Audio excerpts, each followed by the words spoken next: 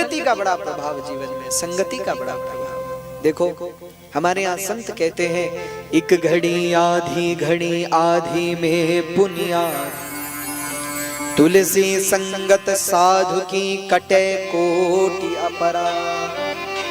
एक घड़ी का भी सत्संग जीवन में हो जाए तो जीवन को परिवर्तित कर देता है, संपूर्ण जीवन की अवधारणाओं को बदल करके रख देता है एक घड़ी का सत्संग। श्री भक्तमाल में एक बड़ा सुंदर चरित्र आया है, बड़ी निष्ठा पूर्वक बड़े प्रेम से सुनिएगा, ध्यान से सुनिएगा। ये सुनकर ये समझो कि सत्संगति का क्या प्रभाव है, अच्छा संग करने से क्या होता है। बहुत पूर्व समय की एक घटना है। उस समय पर कहते हैं डाकू हुआ करते थे, उनका नाम था घाटम, उनका नाम था घाटम दास करके उनका नाम था। भयंकर डाकू महाराज, क्या कहें, ऐसा नाम था, लोग कांपते थे उनके नाम से, भयंकर डाकू। कहते एक दिन वो दौड़ रहे थे, क्यों, उनके पीछे राजा के सैनिक लगे हुए थे, और पहले तो वो अश्व से भागे, लेकिन अश्व से गिर पड़े तो फिर पैदल दौड़ने लगे। अब पीछे राजा के सैनिक लगे हैं, आगे घाटम दास जी भाग रहे हैं। अब भागते भागते भागते भागते उनकी नजर पड़ी कि एक जगह पेड़ के नीचे कुछ कार्यक्रम चल रहा है, कोई बैठे हैं, वो कुछ बोल रहे हैं, बाकी सब सुन रहे हैं। तो समझ गए कि हो ना हो यहाँ कथा ही चल रही है, तो यहाँ तो हजारों लोग बैठे हैं, एक काम करें इनकी भीड़ में मिल जाते हैं तो राजा के सैनिकों से प्राण बच जाएंगे। पर फिर उनके मन में आया कि नहीं नहीं नहीं नहीं, हमारे पिताजी ने मरते समय स्पष्ट कहा है, उनके जो पिताजी थे ना, उन्होंने मरते समय घाटम दास जी से कहा था, बोले बेटा जीवन में सब करना पर एक काम मत कर। क्या? बोले जहां कथा चल रही हो वहां कभी मत जाना। सब करना, अरे मर जाना, लेकिन जहां कथा चल रही हो वहां मत जाना। क्यों? बोले एक बार कथा सुन ली तो ये हमारा खानदानी काम है, डाका डालना ये सब छूट जाएगा, वहां मत चले जाना। तो घाटम दास जी बोले ठीक है। याद आई पिताजी की बात, नहीं जाएंगे, बिल्कुल नहीं जाएंगे।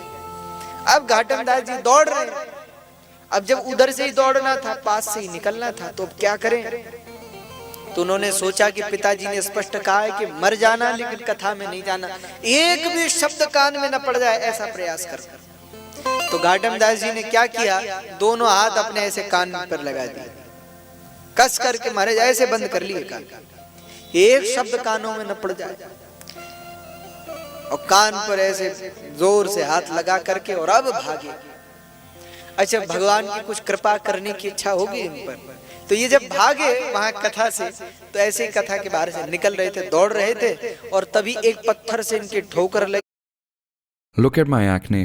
I've been using neem face wash for so long, पर कुछ बदला ही नहीं। Switch to कथा के बाहर से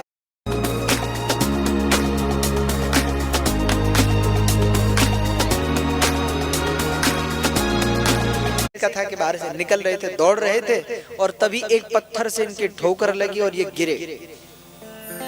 अब गिरे तो बड़ी चोट लगी, सो हाथ भी हट गया कान से। अब कान से हाथ हट गया तो इनके कान में एक वाक्य पड़ गया। क्या वाक्य पड़ा? तो व्यास जी महाराज देवताओं के बारे में बता रहे थे कि जो देवता होते हैं ना, उनके शरीर में पसीना नहीं आता। जो देवता होते हैं ना, उनके चरण धरती पे नहीं रहते, धरती से ऊपर रहते हैं, क्योंकि मृत्यु लोक का जो स्पर्श करेगा वो मरेगा, इसलिए देवता मृत्यु लोक से ऊपर रहते हैं, मृत्यु लोक का स्पर्श नहीं करते। और उनके देह में जो पसीना इत्यादि होता है वो नहीं आता, उनकी पलक नहीं झपकती, ऐसा वो वर्णन कर रहे थे। अब घाटम दास जी ने ये सुन तो लिया, पर दर्द तो बहुत हुआ, लेकिन बोले दर्द को बाद में देखेंगे, पहले यहाँ से भागो। तो दोनों हाथ फिर कान पे लगाए, फिर दौड़े। जैसे तैसे घाटम दास जी ने प्राण बचा लिए। सैनिक बड़े परेशान, बड़े दुखी हुए कि भैया आज हमारे हाथ से निकल गया, बड़ा भयंकर दुर्दांत डाकू था, आज बच गया। राजा के पास लौटे सब मंत्रियों ने बैठकर यह निष्कर्ष किया, भाई कुछ भी करो लेकिन इन डाकुओं को पकड़ो, और सब डाकुओं को भी पकड़ो, और सबसे बड़ा ये डाकू, ये जो घाटम दास है, इसको पकड़ो भैया, इसने बड़ा दुखी करके रखा है। तो मंत्रियों ने और सेनापति ने सबने मिलकर के योजना बनाई। क्या योजना बनाई? बोले ये जो डाकू लोग होते हैं ना, ये माँ काली के बड़े भक्त होते हैं। हाँ, देखो भैया, डाका डालना अपनी जगह और मन की भक्ति अपनी जगह। हमारा तो भारत है। एक महात्मा बहुत अच्छा कहते थे कि भारत में तो चोर भी गणेश जी का नाम लेके निकलता है घर से। वो भी कहता है कि हे गणेश जी, हमारे काम में किसी प्रकार का विघ्न न पड़े, जिसके घर में जा रहे हैं उसको बढ़िया नींद आ जाए, कोई विघ्न न हो हमारी चोरी। तो वो भी गणेश जी का नाम लेके निकलता है। तो ये सब डाकू लोग माँ काली के भक्त होते थे। बोले एक काम करते हैं, एक नाटक करो, चारों तरफ बात फैला दो कि जंगल के बीच में जो काली मैया का मंदिर है वहां काली मैया प्रकट हो गई है। और एक सैनिक को काली माता का रूप, भयंकर था वो कोई सैनिक, तो उसको काली माता की तरह सजा दिया महाराज और मंदिर में खड़ा कर दिया। अब जब ये बात फैला दी और राजा के सैनिक ये भक्तों के रूप में खड़े हो गए कि सब डाकू आएंगे और यहीं पकड़े जाएंगे, आज इनको नहीं छोड़ेंगे। अब जब ये बात आग की तरह फैल गई कि साक्षात भगवती महाकाली प्रकट हो गई हैं जंगल के मध्य में, तो सब डाकुओं ने कहा भैया माँ काली तो हमारी कुल देवी है, चलो उनका दर्शन करने के लिए। सब डाकू चले। अब डाकुओं के साथ घाटम दास जी भी चले गए, हम भी चले। अब जैसे ही यहाँ पहुंचे तो सैनिकों ने देख तो लिया कि लगभग सब डाकू आ गए, पर 2-4 और आ जाएं तो तब इकट्ठे सबको पकड़ेंगे, इस विचार में वो थे। तो घाटम दास जी आए और जैसे ही काली माता को दूर से देखा तो उनको तुरंत किसकी बात याद आ गई? जो वो एक वाक्य सुना था ना कि देवताओं के देह में पसीना नहीं होता, देवताओं के चरण धरती पे नहीं होते, देवताओं की पलकें नहीं झपकती। बस घाटम दास जी ने देखा, अरे ये कैसी काली माता, ये तो धरती पे, इनके चरण तो धरती पे लग रहे। और वो बेचारा बहुत देर से उसी वेशभूषा में खड़ा था तो उसको पसीना भी लग रहा था। बोले भैया ये तो काली माता नहीं है। घाटम दास जी समझ गए हो ना हो ये हमें पकड़ने का ही कोई षड्यंत्र है। तो घाटम दास जी और उनके साथ के जो 2-4 बड़े डाकू थे वो चुपचाप निकल गए। बोले तुम तो चलो सब, बस यहाँ गड़बड़ है, कोई काली माता नहीं है। सबने कहा कि आप ऐसा कैसे कह सकते हैं? अरे घाटम दास जी ने कहा कैसी बात करते हो, वो पंडित जी झूठ थोड़े बोले। इतने सारे लोग बैठ के उनकी कथा सुन रहे थे, क्या वो झूठ बोलेंगे? नहीं, वो झूठ नहीं बोले, वो सच ही बोल रहे। चलो सब निकल गए महाराज। बाद में सैनिकों को पता चला कि घाटम दास जी तो चले गए, पर जो कुछ डाकू थे उनको पकड़ लिया गया। और पकड़ लेने के बाद राजा के सामने लाया गया, उपस्थित किया गया और सीधे राजा ने कहा कि इनके लिए कोई सुनवाई नहीं, कुछ नहीं, सीधे फांसी दे दो इनको। सीधे फांसी पे लटका दिया। अब जब ये सूचना सब डाकुओं को मिली तो सब डाकू घाटम दास जी के पास आए, धन्यवाद किया, महाराज आप नहीं होते तो आज हम भी किसी फांसी के फंदे पे झूल रहे होते। अब सब डाकू ये कहकर तो चले गए। घाटम दास जी के मन में ये बात बैठ गई, भैया यदि हमने उस दिन ये वाक्य नहीं सुना होता तो बोलो आज मर गए थे कि नहीं मर गए थे? आज जीवन लीला समाप्त हो गई थी हमारी। अरे धन्य है, कथा के एक वाक्य ने हमारे जीवन की रक्षा कर ली। अगर हम पूरी कथा सुनते तब तो पता नहीं क्या होता। ऐसा उनके मन में विचार आ गया। देखो ये है सत्संग का प्रभाव। अब घाटम दास जी के मन में आया कि आज से तो पिताजी ने जो कहा, पता नहीं पिताजी का दिमाग खराब हो गया था, कहते थे कथा मत सुनना, कथा ने तो हमारे प्राण बचाए, अब तो हम जाएंगे कथा सुनने के लिए। तो घाटम दास जी वेश बदल के पहुंच गए वहीं कथा सुनने के लिए। वही पंडित जी दूसरी जगह कहीं कथा कर रहे थे, बड़ी भीड़, तो घाटम दास जी सबसे आगे बैठ गए कथा सुनने। पूरी कथा सुन, बड़ा अच्छा लगा। घाटम दास जी बड़े प्रसन्न हुए, बड़े आनंदित हुए। कथा पूरी हुई। कथा पूरी होने के बाद सब श्रोता जाने लगे। तब घाटम दास जी व्यास जी के पास आए, चरण पकड़ के कहा, महाराज मैं आपसे एकांत में मिलना चाहता हूँ, ठीक है?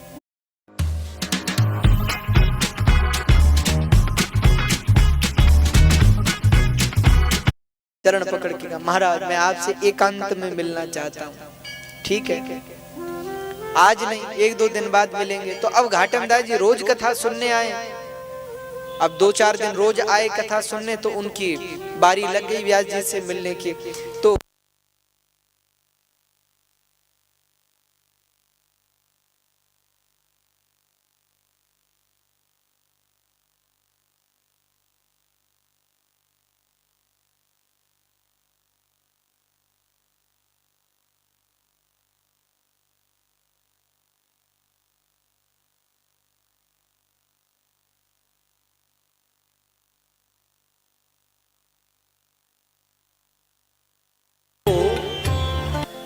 हाँ, बड़ी ध्यान से सुनिएगा आप सब। घाटम दास जी ने एक दिन तो चरण ही पकड़ लिया महाराज, जो कथा करने वाले, महाराज हमें तो आपसे मिलना ही मिलना है, बस मिल लो। ठीक है भैया, आ जाओ हमारी कुटिया में, समय दे दिया, इतने बजे आ जाओ। ठीक, आ गए, आए, प्रणाम किया। महाराज प्रणाम। प्रणाम जी, आप कहाँ से? व्यास जी ने पूछा। तो घाटम दास जी ने जो कुछ श्रृंगार कर रखा था वो सब हटाया। अरे आप ऐसे, आप कौन है? घाटम दास जी बोले, आपने घाटम दास का नाम सुना है? पंडित जी बोला, सुना तो है पर बोलो मत, चुप रहो। क्यों? बोले उनसे तो सब डरते महाराज, उनका नाम नहीं लेते लोग। घाटम दास जी बोले, महाराज वो मैं ही। बेचारे कथा करने वाले बैठे थे तो खड़े हो गए सीधे हाथ जोड़ के कि हमारे पास कुछ नहीं, हमारे पास क्या ले जाओगे? घाटम दास जी ने कहा कि नहीं नहीं, हम तो आपसे लेने ही आए हैं। अरे भैया क्या क्या क्या क्या चाहिए आपको? जो कुछ है सो ले जाओ, हमारी माला वगैरह वो ले जाओ, हमें छोड़ दो। नहीं नहीं नहीं नहीं, ये नहीं चाहिए। तो क्या चाहिए महाराज? महाराज हम आपको गुरु बनाना चाहते हैं। गुरु? हाँ, आपसे मंत्र लेना चाहते हैं, आपसे दीक्षा लेना चाहते हैं। तो अब तो वो बैठ गए। उन्होंने कहा चलो, अब तो इसका मतलब ठीक व्यक्ति है। अच्छा ठीक है, दीक्षा महाराज आप हमें दीक्षा देंगे? हाँ देंगे, कल आना, कल सुबह आना, स्नान करके तब हम आपको दीक्षा देंगे। ठीक है महाराज। घाटम दास जी चल पड़े, सुबह सुबह आ गए, महाराज को प्रणाम किया, उन्होंने बिठाया। हाँ देखो, हम तुम्हें मंत्र दे देते हैं, माला दे देते हैं और विधि बता देते हैं, लेकिन विधि का पालन करना पड़ेगा या तो फिर देख लो। हाँ, घाटम दास जी बोले, महाराज आपको पता नहीं हम कौन है? हम घाटम दास हैं, अपनी बात के जुबान के पक्के हैं, जो कह देंगे वो कह देंगे, आप जो कहेंगे वो हम करेंगे, बस एक काम को छोड़ के। हम चोरी और ये डाका नहीं छोड़ सकते, बाकी जो चाहे सो हमसे करवा लो। आप कहो हम प्राण दे देंगे लेकिन चोरी नहीं छोड़ेंगे, ये हमारा खानदानी काम है।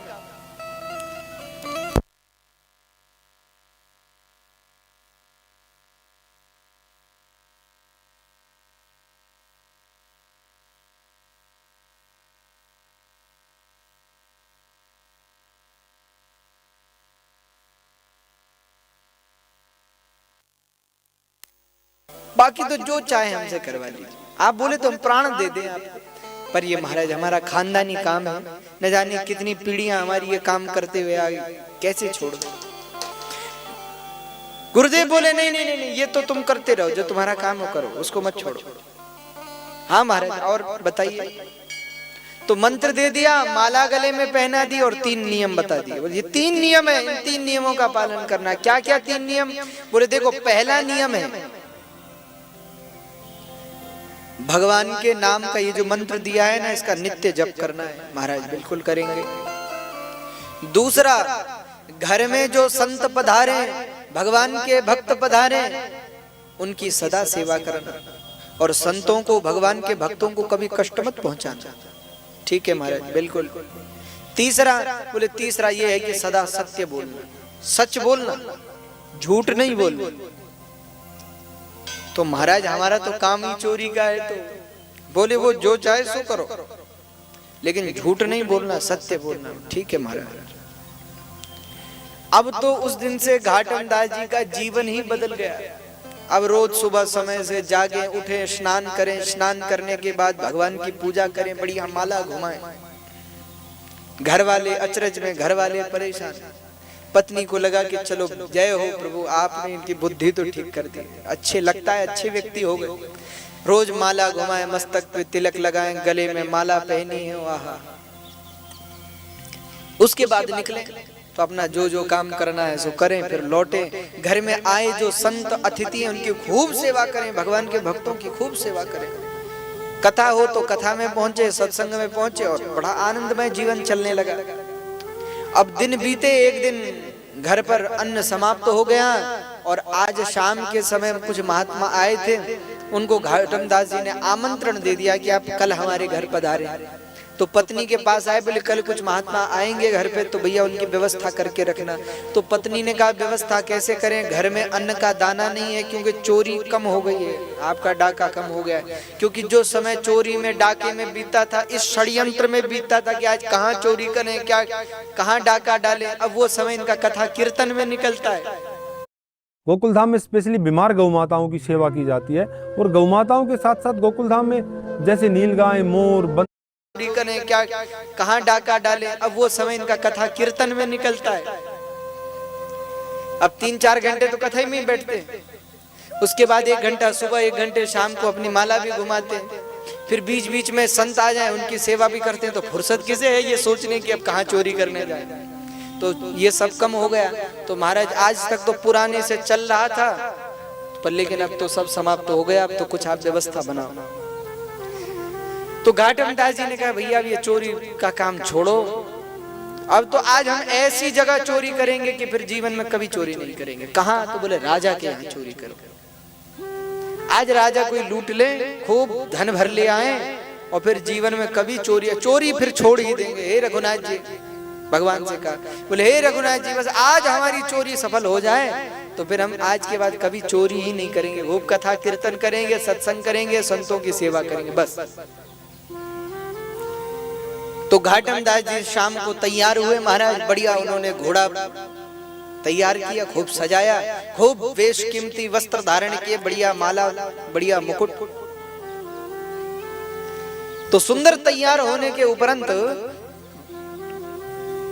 घाटम दास जी अश्व पर सवार हुए और चल पड़े महाराज। अब चलते चलते चलते चलते रात का समय, और घाटम दास जी राजा के मुख्य द्वार पर पहुंचे। अब जैसे ही मुख्य द्वार पर पहुंचे तो सैनिकों ने रोका, रुक जाओ।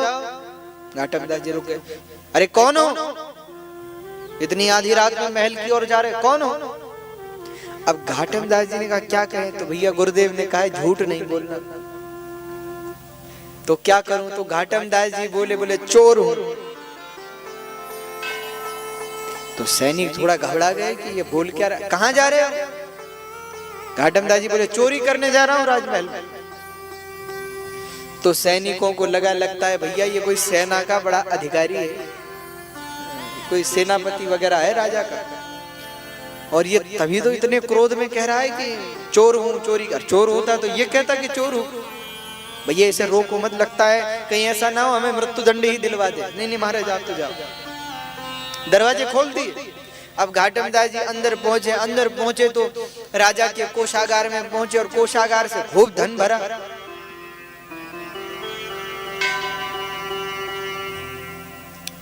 अब जब ये धन भर रहे थे तो वहां भी कुछ सैनिक खड़े थे, उन्होंने कहा ये धन कहां ले जा रहे हो? घाटम दास जी बोले चोरी करके ले जा रहा हूं घर को। उन्होंने कहा भैया इससे मत उलझो, ये कोई नहीं महाराज कोई बात नहीं, आप नाराज मत हो। धन भरा, धन लेके बाहर आए, अश्व पे रखा। अब मुख्य गेट से फिर बाहर निकलने लगे, मुख्य द्वार से। तो सैनिकों ने फिर रोका, महाराज इसमें क्या है? घाटम दास जी बोले धन है, चोरी करके ले जा रहा हूं घर को। सैनिकों ने कहा महाराज आप नाराज क्यों होते हैं, जाओ आप तो बस बिगड़ो मत, नाराज मत हो। घाटम दास जी ठीक चल पड़े। हरे राम। अब घाटम दास जी तो चले गए, चोरी भी सफल हो गई। अब सुबह पता चला कि कोषागार से तो धन गायब है। अब राजा ने मंत्रियों को बुलाया, सेनापति को बुलाया, सैनिकों की जिनकी पहरेदारी की ड्यूटी थी उनको बुलाया। अरे तुम्हारी देखरेख में ऐसा कैसे हो गया? महाराज कल रात में एक व्यक्ति आया था, लगता है वही ले गया। अरे तुम्हारे होते हुए ले गया, मूर्खों कहाँ था तुम्हारा ध्यान? खूब डांटा राजा ने। ये तो बेचारे चुप हो गए भय के मारे। जाओ पकड़ो उसे। पता किया गया तो घाटम दास जी पकड़े भी गए, मिल भी गए, धन भी बरामद हो गया। तो धन लेकर के और घाटम दास जी को लेकर राजा ने अपनी सभा में बुलाया, और घाटम दास जी खड़े हैं सभा में बंधे हुए, और राजा सिंहासन पर बैठे। तो राजा ने कहा भैया तुझमें बड़ी बुद्धि है, बड़ा चतुर है तू।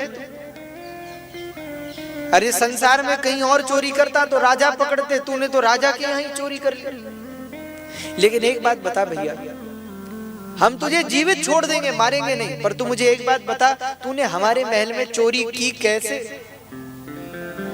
इतने सैनिकों के होते हुए तूने चोरी की कैसे, ये मुझे बता। घाटम दास जी ने सारी कहानी बता दी। महाराज हम तो आए थे, हम इन्होंने पूछा कि कौन हो, हमने कहा चोर है। क्यों आए हो, चोरी करने आए हो।